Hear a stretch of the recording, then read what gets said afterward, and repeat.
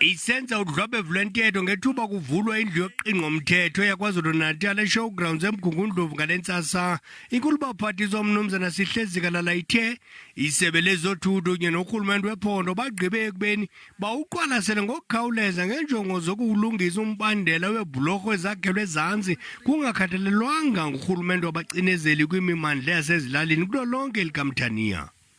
Siyafisa uqinisekisa ukuthi umnyango wezokuthutha usuthathe isinqumo ngaphansi ka-MEC Nkonyeni wokuthi sizowabheka wonke lama-bridge akhelwa phansi eminyakeni edlule ngoba impilo zabantu abamnyama kwangacatshangwa ukuthi kumele ithuthuke ngaleyo ndlela.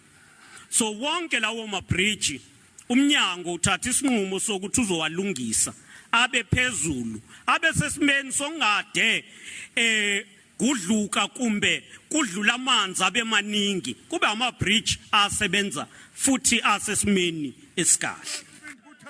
Ithe isaqhuba nentetho enkulumbuzo umbhexeshi wendlu wacela ukuba hanewu mayime kancinci kuba bekungena umntwana omhle ukumka nomisa izulu kwaZwela ithini.